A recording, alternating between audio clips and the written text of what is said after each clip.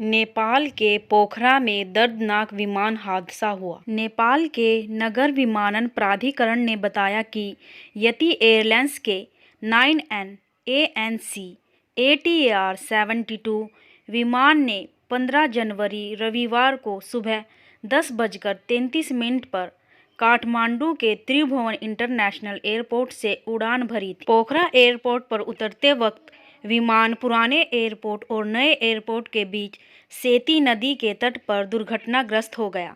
नेपाल के अथॉरिटी की ओर से कहा गया कि हादसा तकनीकी खराबी की वजह से हुआ।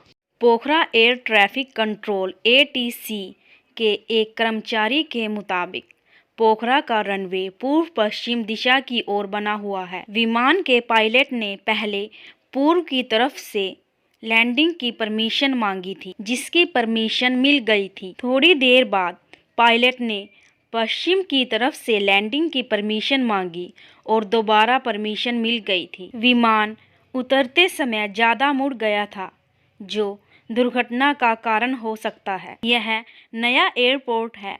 अभी 2 हफ्ते पहले ही इसका उद्घाटन 1 जैन को किया गया था। बताया जा रहा है कि एयरपोर्ट को चीन की मदद से तैयार किया गया था, जो विमान हादसे का शिकार हुआ है। उद्घाटन के वक्त उसी विमान का डेमो फ्लाई किया गया था। हवाई अड्डा प्राधिकरण के मुताबिक विमान में 53 नेपाली, 5 भारतीय, 4 रूसी, 2 कोरियाई, एक आयरिश, अर्जेंटीना और फ्रांसीसी नागरिक के अलावा 4 क्रू के सदस्यों समेत कुल 72 लोग उड़ान भर रहे थे। हादसा काफ़ी भयानक था और इस प्लेन में सवार सभी यात्रियों की मौत हो गई। इसके साथ ही नेपाल के नाम एक और भयानक विमान हादसे का रिकॉर्ड दर्ज हो गया। नेपाल दुनिया का वह देश है जहां पर एयरपोर्ट्स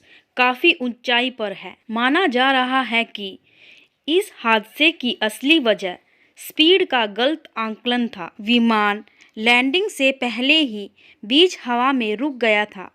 प्लेन पोखरा के रनवे की तरफ बढ़ रहा था, जो कि हिमालय पर स्थित है और काठमांडू से करीब 200 किलोमीटर पश्चिम में है। हादसे के जो वीडियो सामने आ रहे हैं वो जमीन और बीच हवा दोनों जगहों पर रिकॉर्ड किए गए हैं।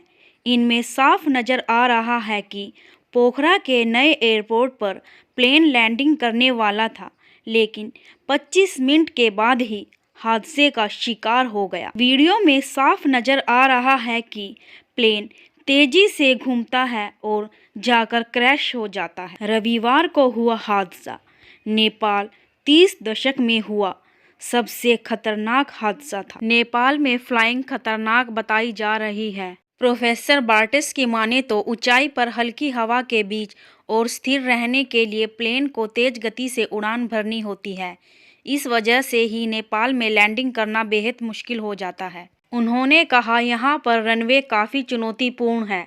दुनिया में शायद यहाँ लैंडिंग सबसे ज़्यादा चैलेंजिंग है। पायलट ने शायद स्पीड कम करने की कोशिश की होगी क्योंकि वह लैंडिंग के लिए तैयार हो रहे थे। एयरपोर्ट के आसपास मौजूद हल्की हवा की वजह से इंजन बंद हो गए होंगे और इसकी वजह से विमान क्रैश हो गया। उन्होंने बताया कि एयरक्राफ्ट को उड़ने के लिए हवा की ज़रूरत होती है और नेपाल में 800 मीटर की ऊंचाई पर यह काफ़ी मुश्किल है। यह बात भी सच है कि अगर विमान ज़मीन से ऊपर उड़ रहा होता है तो ऐसा लगता है कि वह काफ़ी तेज है।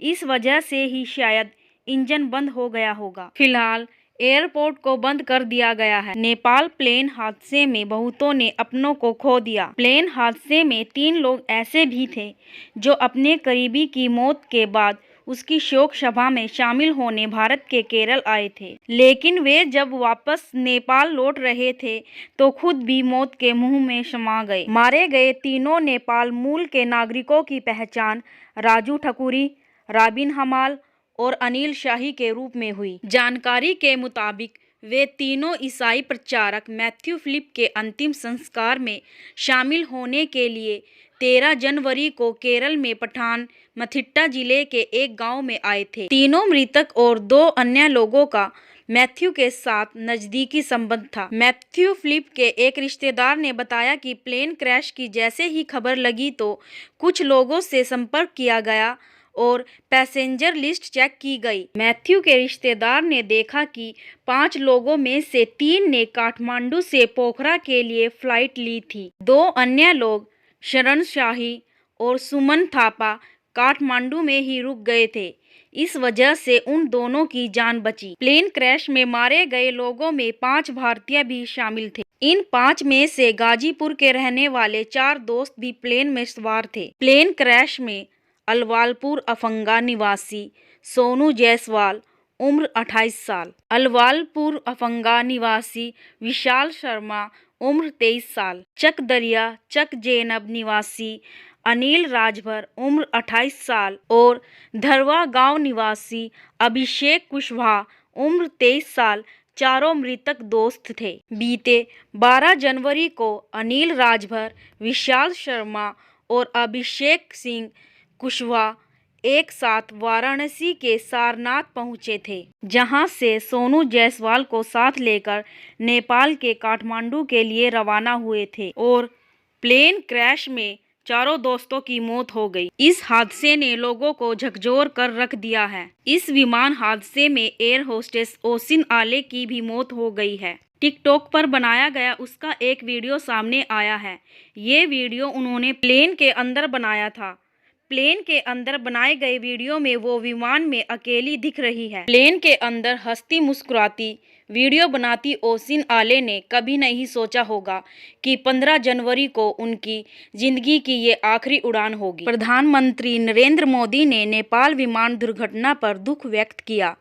पीएम मोदी ने ट्वीट कर लिखा है कि नेपाल में हवाई दुर्घटना से बहुत दुख हुआ, जिसमें भारतीय नागरिकों सहित कीमती लोगों की जान चली गई। दुख की इस घड़ी में मेरे विचार और प्रार्थनाएं शोक संतप्त परिवारों के साथ है। इस भयानक विमान हादसे पर हमारा चैनल SGL की कहानियां भी दुख व्यक्त करता है और सभी परिवारों के दुखों में शामिल है। प्लेन क्रैश की जांच के लिए एक कमेटी भी बनाई गई है।